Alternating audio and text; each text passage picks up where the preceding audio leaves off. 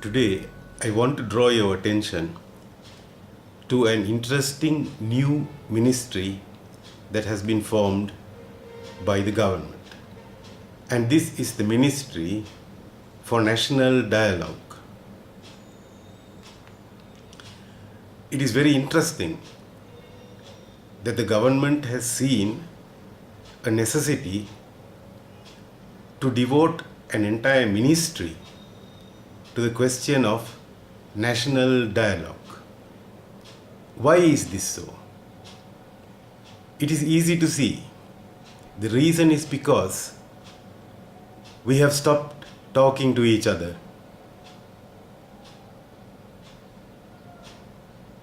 There was a time when there was a rich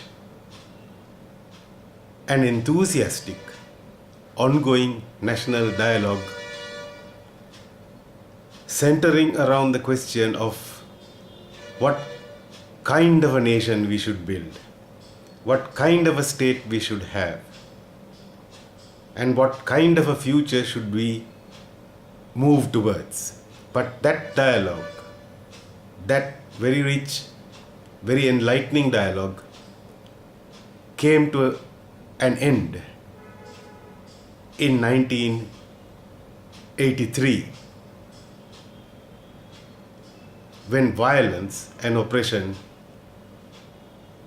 took the place of dialogue and led us to a period of terrible destruction that has only just come to an end.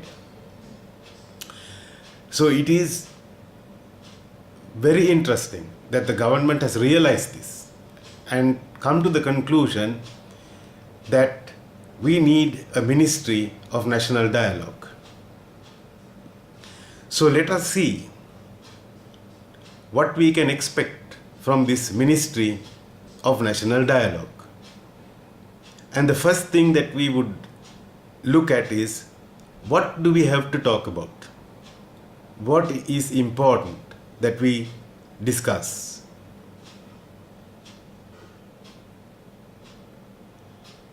And the first thing that comes to my mind, is the question of minorities. About 5 years ago, we were told that there are no minorities in this country. That, to me, is one of the most short-sighted and one of the most foolish and one of the most destructive things that we have ever been told. It is more foolish even than the claim that was once made that we will be fed with rice from the moon. And it is interesting to note that this foolishness came from the very same party that promised us rice from the moon. It's a matter that we should give some thought. And that is why I believe that that party is now undergoing a very fundamental process of restructuring, which is a very good thing, and it is something that has to be done in the interests of this nation. And I wish that party every success in emerging as something more intelligent than what it has been in the past. So, the reason I say that this notion that we were told to accept that there are no minorities in this country is foolish is because all of us are minorities. I have said this before and I'm saying it again, and ultimately each one of us is a minority of one. We are unique as human beings. We all think differently. We all see the world in a different way, and that is why I say that ultimately all of us are minorities of one, and therefore the rights of minorities have to be protected and defended. This is something that we have to talk about, because we have to discuss and decide on how we are going to ensure that the rights of minorities, right down to the minority of one, are protected and defended. I would expect, therefore, that this would be one of the most important elements in the national dialogue that the Ministry for National Dialogue is going to initiate, support, and sustain.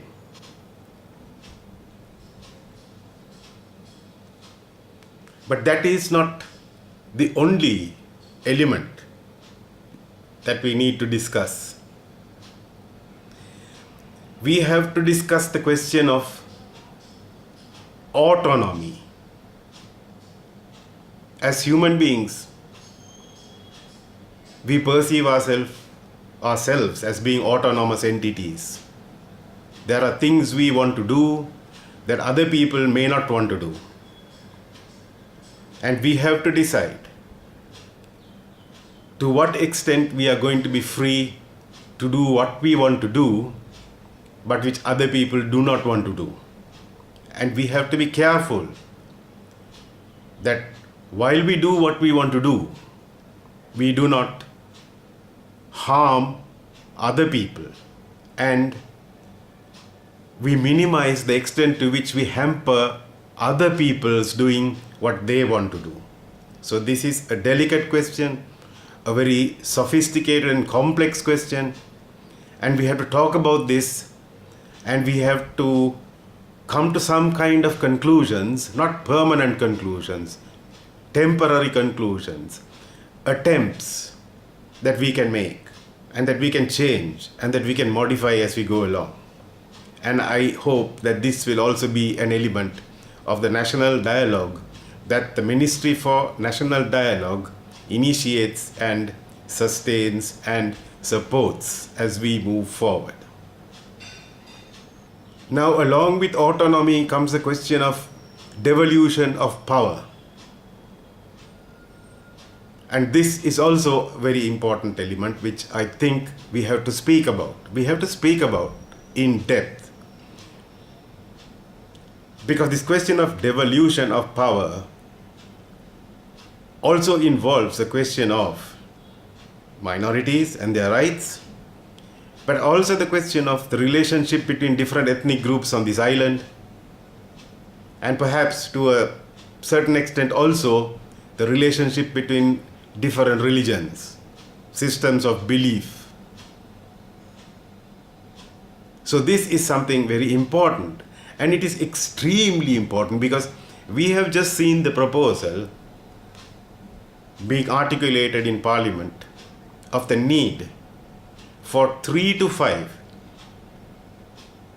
autonomous regions. Now this is something very interesting because if you look at the National Physical Development Council, you will see that the island has already been divided into 5 metro regions.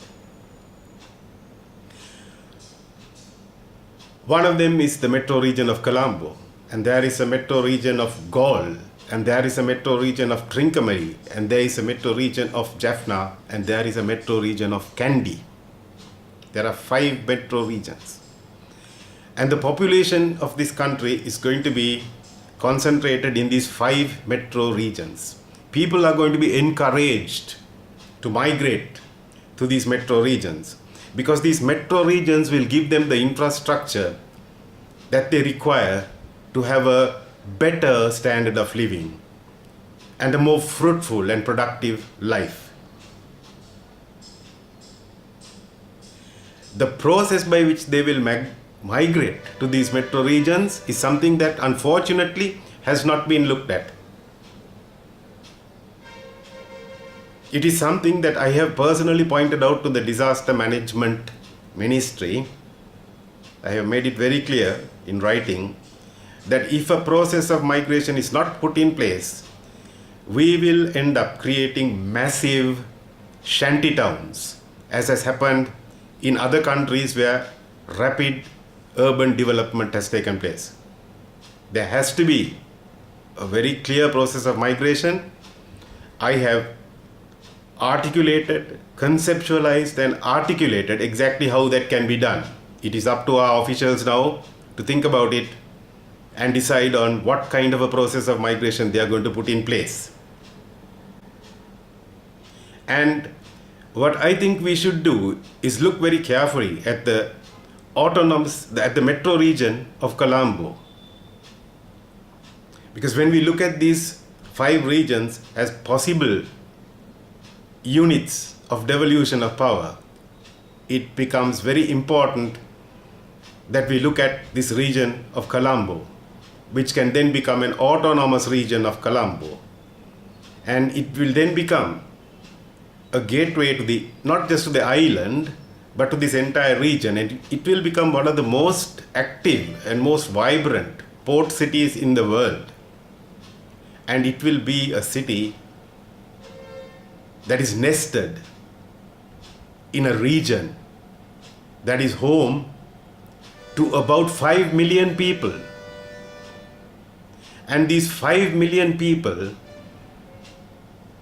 will have the opportunity to interact with other people from all over the world, people who are free to travel. As you know, there are some countries where the people are not free to travel. So the kind of people who will come to the port of Colombo are the people who are citizens of countries which respect their freedom to travel and meet other people and look at other countries and the way other countries are governed. By meeting these people and interacting with them, the citizens of Sri Lanka who live in this autonomous metro region of Colombo will come to understand global values, global civilization, why things are done in particular ways, why the entire human species has accepted certain principles as being fundamental, like the doctrine of human rights, like the rule of law, like democracy. And in the future, these 5 million people who reside in this autonomous metro region of Colombo will become the foundation, the anchor for democracy and the rule of law in this country. It is important, therefore, that this metro region of Colombo be given as much autonomy as we have the courage to give it. I have just commenced advocating this. Advocating that the metro region of Colombo receive as much autonomy as possible. And I have begun to define the characteristics that I think are most important for this metro region. One of them is an administration that is conducted in the English language,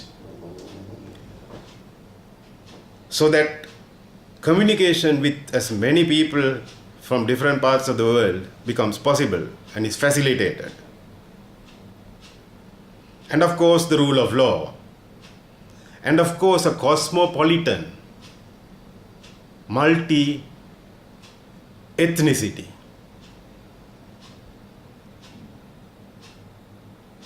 These are some of the characteristics that I have already identified. There will be more. And I welcome all of you to join in this process of advocacy that advocates autonomy for the metro region of Colombo. And this will be perhaps the most central element of this national dialogue, because it promises so much. It promises the potential for us to evolve our own unique Sri Lankan state.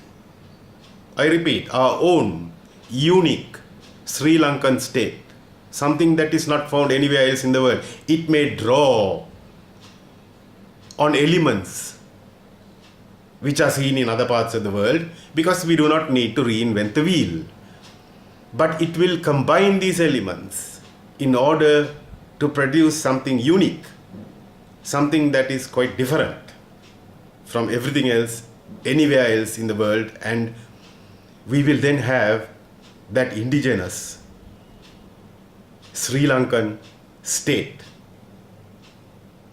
That would be the outcome of our national dialogue. And so at the moment, this is what I expect from the Ministry of National Dialogue. It's quite remarkable that such a ministry has been created. And I will be watching very carefully what this ministry does, because there is also another vital element to national dialogue which we need to bring in, and which I will introduce later.